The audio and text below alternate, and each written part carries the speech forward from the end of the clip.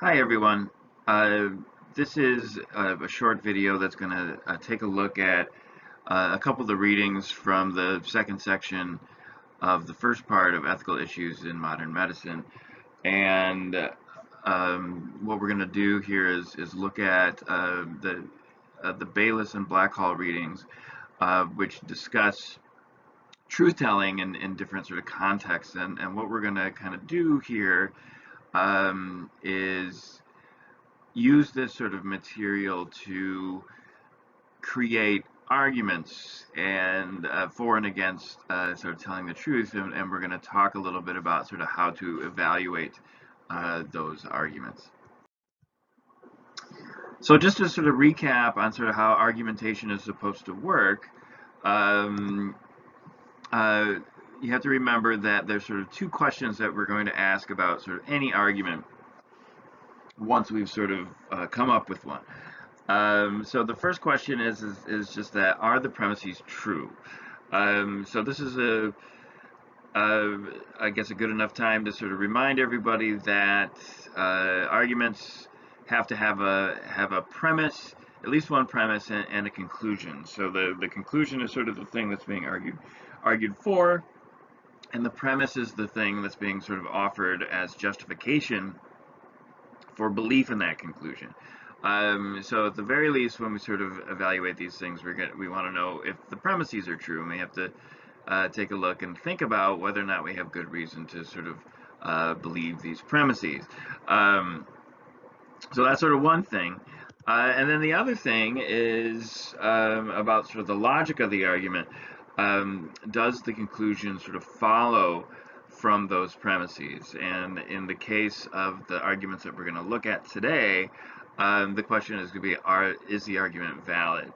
So just to remind everybody what that means, a valid argument is such that if the premises are true, the conclusion has to be true. So there's uh, this is what we mean when we say sort of an argument is a deduction, is that true premises will guarantee the truth of the conclusion. So we want both of these things, right? We want the premises to be true, and we want the conclusion to follow from those premises, or I should say, somebody who believes the conclusion would want these two things, um, because otherwise the argument fails. So what's kind of interesting about these two readings, the Bayliss and the Blackhall et al. Readings, is that there's a lot of fodder here for creating arguments, either sort of for or against telling the truth in certain sort of circumstances. And the trick, though, is going to be is to actually sort of uh, put those arguments in a form where the conclusion follows from premises, such that we can then sort of go on to look at whether or not the premises are actually true. Um, One of the things I want to sort of mention here is that a lot of what's in the reading um, is sort of presented as sort of explanations for why somebody might do something, right? So it might explain sort of the psychology behind why a doctor may not sort of uh, want to admit a medical error, or why a patient may not want to know a particularly bad prognosis. But what we are going to try to do is come up with sort of moral arguments as to whether or not they're sort of justified or excuse me, I should say, whether or not we are justified in either not telling the truth or telling the truth in these circumstances. So I want to start here just with the Bayliss Errors in Medicine uh, little paper here real quick, and just to kind of point that a lot of what is sort of being presented is just sort of an explanation as to why doctors don't admit the medical errors. So you get this kind of this list that Bayliss goes through, so that one of the issues is that it's hard to determine whether or not the mistake is really a mistake. So in those sort of circumstances, maybe they wouldn't admit to an error because they think, well, maybe it's not an error. There's another possible explanation is that admission of an error serves no good purpose, right? It may increase the anxiety of the patient or undermine the credibility of the doctor, and so that's maybe a reason why somebody doesn't admit error. Um, Another reason that somebody might not admit errors is fear of litigation, a fear of getting sued and losing one's practice. And then the other final possibility, which Bayless argues is sort of the main reason why there isn't much in the way of being sort of open and transparent in the medical profession, is because of just the widespread culture of withholding that um, the profession itself is used to sort of not being sort of transparent about this stuff, and so that's may explain why there's not a lot going on, not a lot of truth telling going on, I should say. So those things are explanations, or at least they're presented as explanations, not necessarily as justifications. So one of the things that we can do from an ethical sort of point of view is examine whether or not any of these explanations would actually sort of morally justify someone's behavior, right? This is a philosophy class and not a psychology class, so we are less concerned about sort of the explanation bit as to sort of why people act the way that they do, and more concerned about whether or not they're sort of justified from a sort of a moral perspective. So a couple arguments then for secrecy that we might want to consider given sort of some of the material from this reading. So I'll start over here with an argument that I'm going to present in a logically sort of impeccable form. So this is going to sound a bit sort of wordy, but I was doing kind of what I could to make this a valid argument, which is to say that if all the premises are true, then the conclusion will have to be true. But in doing so, I think I probably sort of undermine the truth of some of the premises. So while it is valid, I'm not entirely sure you're going to buy most of the premises. But let's just sort of take a look at what this looks like. So this has to do with the fear of litigation. So here's a premise that if I admit errors, so I'm a medical professional in this situation, if I admit errors, then I put myself in danger of litigation. So that's a fear, right, that somebody might have. And then from this, we might say, well, if I put myself in danger of litigation, then I imperil my livelihood, right? If I get sued and they take all my money away, then I might not be able to work. And so it would follow from these two, this is sort of an intermediary sort of conclusion here. It follows from 1 and 2 that if I admit errors, then I imperil my livelihood. So again, if these two premises are true, then 3 would have to be true.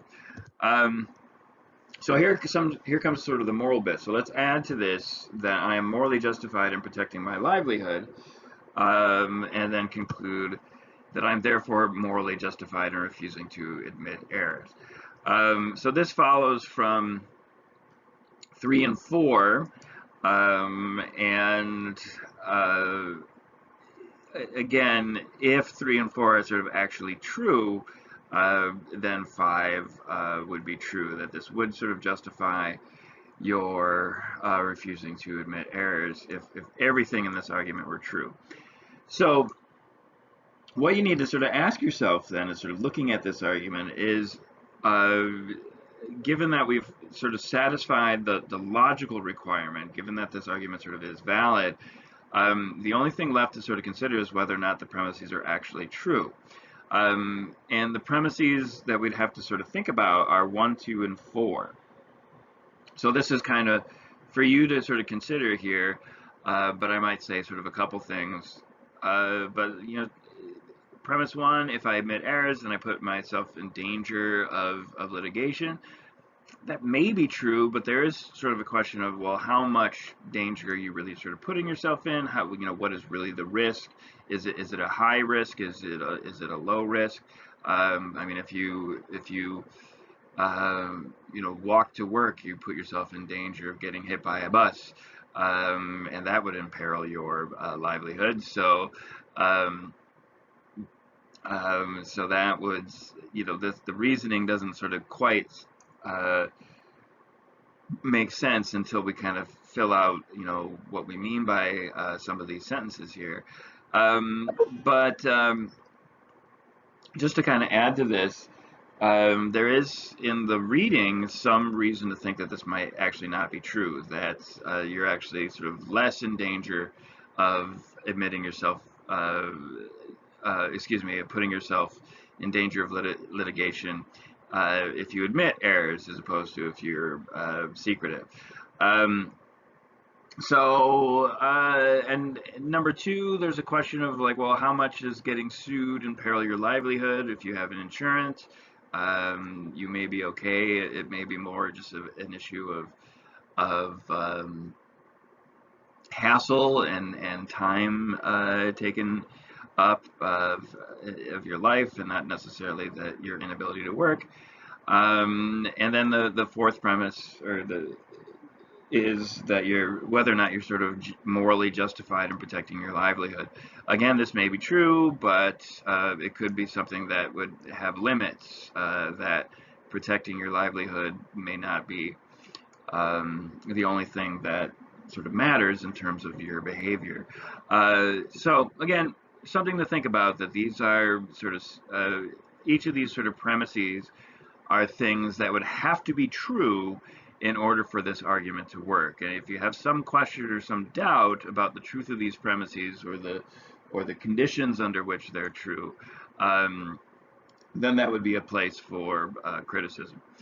But let's move on and think of another possible argument. So here's another argument that takes a little bit different direction. So this is from sort of the last explanation that the author sort of gives about this widespread acceptance of secrecy. So the view is that as a doctor or a medical professional, there's widespread acceptance of secrecy.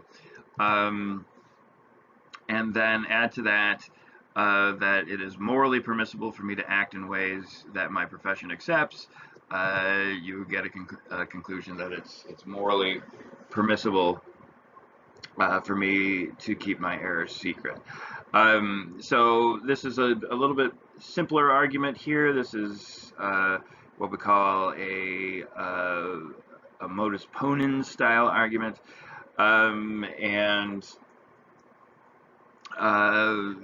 the first premise is kind of what the author sort of assumes to be true, that there is this sort of widespread acceptance to be secrecy. So the interesting then question, or the place where this argument may fail, would be in premise two. So is premise two true? Well, it depends on sort of how your moral outlook on things looks like. So if you're a relativist, and in particular sort of a cultural relativist, then you may be perfectly okay with number two, that you just sort of look around and see everybody else around you sort of doing the same thing, and so if everyone's doing it, then it must be okay. That's one way to approach things, and if that's how you approach things, two may be true, but you may also think that that's not the case, that merely just because sort of everyone else is doing something doesn't necessarily sort of make it okay. This is a fallacy that in critical thinking we call sort of appeal to popularity, or appeal to common practice. And and what it essentially says is, well, from just sort of a logical point of view, just because everyone else is doing something, it doesn't necessarily follow that it's morally okay to do that thing, right? So if you believe that, um, that that it's not okay to do something just because everybody else is doing something, well, obviously, then that means that premise two is false, and this argument isn't going to work. All right, so that's it for, these are just a couple examples I wanted to put forth as, just to kind of show you how argumentation works in these sorts of contexts. And I think we can move on to talk about some of the black hole stuff. Okay, so with the black hole, what you get is kind of just some interesting results from a patient survey. So they're asking patients, elderly patients, about some, end of life decisions and whether or not they would like to know of or be told of cancer diagnoses or other terminal disease diagnoses, and whether or not they would want to know about some terrible prognosis. And there is some issue about how they got some interesting results that kind of uh, divided up amongst sort of different sort of cultural backgrounds, so that it appeared that if you were sort of European American and or African American, you had sort of a general one way of sort of looking at things, and that if you're Mexican American, if you're Korean American, you had sort of a slightly different general way of sort of looking at things.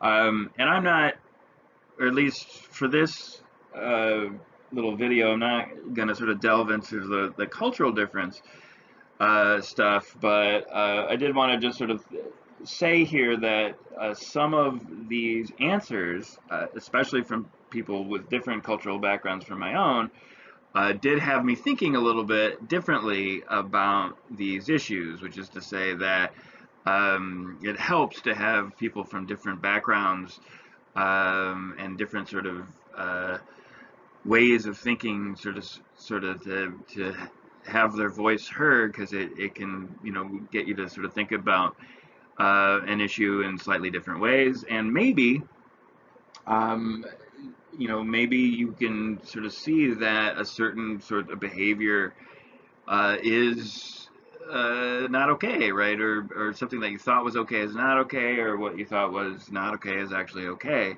um, from your own kind of moral reasoning. So what I wanted to do here is just present some arguments from sort of some of these different responses about why you may or may not want to tell somebody about a bad diagnosis or prognosis based on some of these survey results. So here's an argument. The first argument I want to talk about is this: people already know that this is one of the this is going to be sort of an argument for not telling people that they have cancer, is that people already know if they have cancer or not. Some they can just sort of intuit that things aren't going sort of very well in their lives from a health perspective, and that they know that something's wrong. So if that's true, just add to that if someone already knows something, then you don't have to tell them. Um, because it's redundant. You don't have to tell somebody something that they already know. So if those two premises are true, then you don't have to tell them that they have cancer. So again, the reasoning here, for at least the logic here, is fine, but there is some question then about whether or not both of those premises are actually true. I have some doubts, especially with some cancer diagnoses, if one is actually true. I mean, they may know in some cases and in some situations, but certainly not all situations. And then, I don't know about two.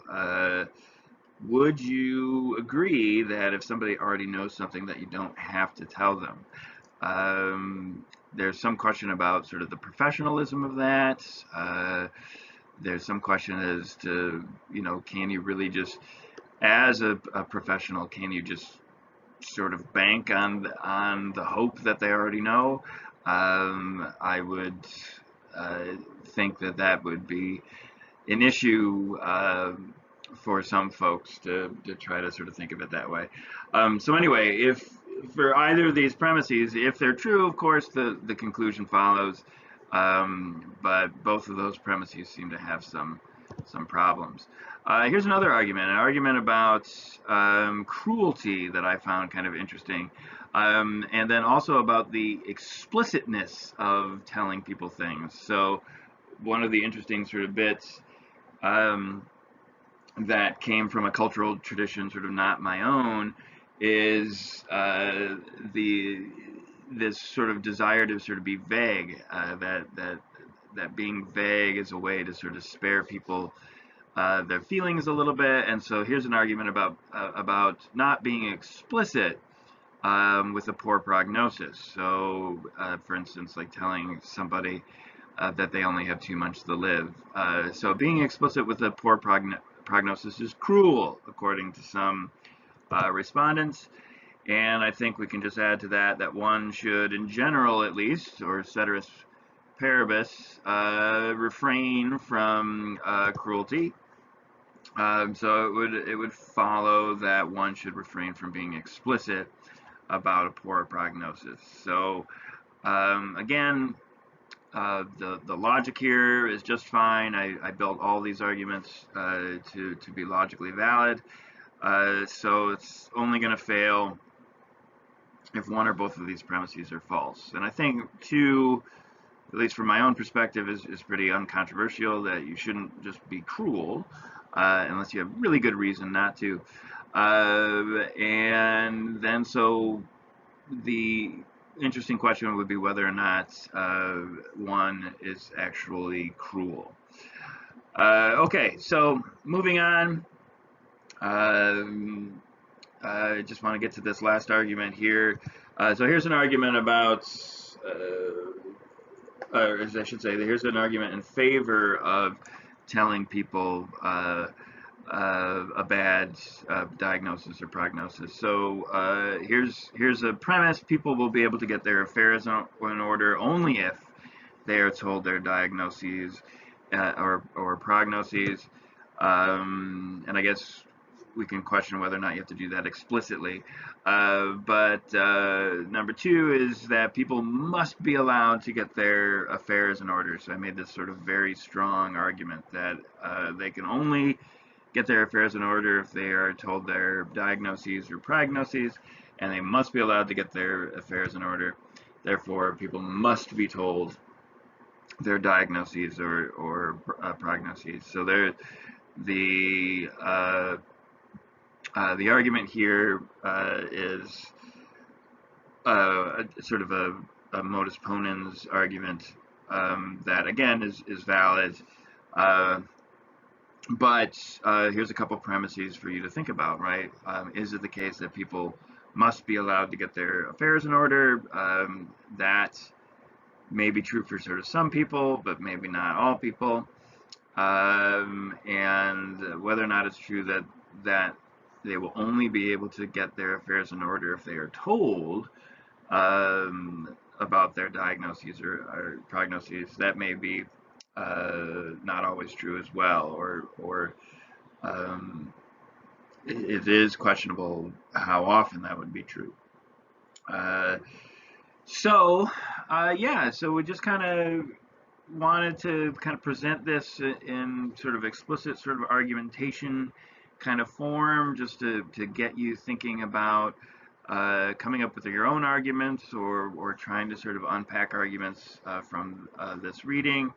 And here you have 5 different arguments that have the virtue of being valid, which is to say that the logic of all these arguments is impeccable, but there is some question as to whether or not the premises are true.